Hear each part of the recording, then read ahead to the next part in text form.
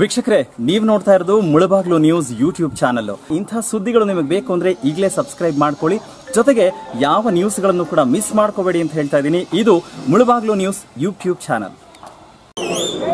8ನೇ ಬಾರಿಗೆ ನಮ್ಮ ನಾಯಕರನ್ನ ಎಚ್ ಮುನಿಯಪ್ಪಜಿ ಅವರನ್ನ ಲೋಕಸಭೆಗೆ ನಾವೆಲ್ಲರೂ ಕೂಡ ಕಳಿಸ್ಕೊಡುವಂತ ಜವಾಬ್ದಾರಿನ ತಗೊಂಡಿದ್ದೀವಿ. ನಾವೆಲ್ಲರೂ ಕೂಡ ಇವತ್ತು ನಾನು ಒಂದು ವಿಷಯ ಹೇಳ್ತೇನೆ. ಎಚ್ ಮುನಿಯಪ್ಪನವರು ನಮ್ಮ ರಾಜ್ಯಕ್ಕೆಲ್ಲ ದೇಶಕ್ಕೆ ಕೂಡ ಬೇಕಾಗ್ತದೆ.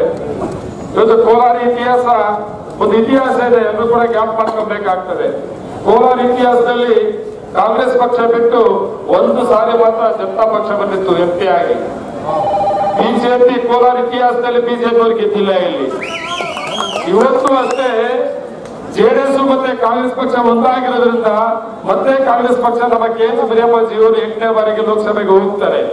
ಕಳಿಸ್ಲೇಬೇಕು. ನಾವು ಒಂದು ಮಾತು ಹೇಳಕ್ಕೆ ಇಷ್ಟಪಡ್ತಾರೆ.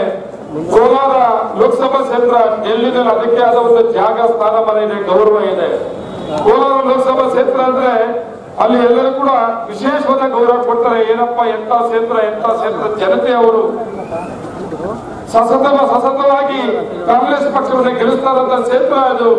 ಮತ್ತೆ ವಿಶೇಷವಾಗಿ 7 ಬಾರಿ ಕೆ.ಎಚ್. ಮುನಿಯಪ್ಪನವರ ಗೆಲ್ಲಿಸಿರೋ ಕ್ಷೇತ್ರ ಅದು ಒಂದು. ಆದ್ರೆ ಡೆಲ್ಲಿನಲ್ಲಿ ಲೋಕಸಭಾ ಪಾರ್ಲಿಮೆಂಟ್ ಅಲ್ಲಿ ಕೋಲಾರ ಲೋಕಸಭೆಗೆ ಮೊದಲನೇ ಸ್ಥಾನ, ಮೊದಲನೇ ಲೈನಲ್ಲಿ ಸೇರಿದೆ. ಜ್ಞಾಪಿಟ್ಕೋಬೇಕು ನಾವೆಲ್ಲರೂ ಕೂಡ.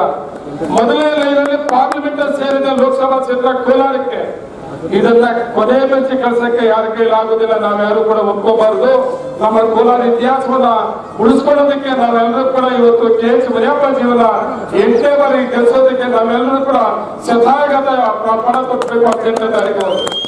ಇವತ್ತು ದೇಶದಲ್ಲಿ ಕಾಂಗ್ರೆಸ್ ಪಕ್ಷ ಬೇಕಾಗ್ತದೆ. ರಾಜ್ಯದಲ್ಲಿ ಸರ್ಕಾರ ಏನು ಕುಮಾರಸ್ವಾಮಿ ಮುಂದುವರಿತಾ ಇದ್ದಾರೆ.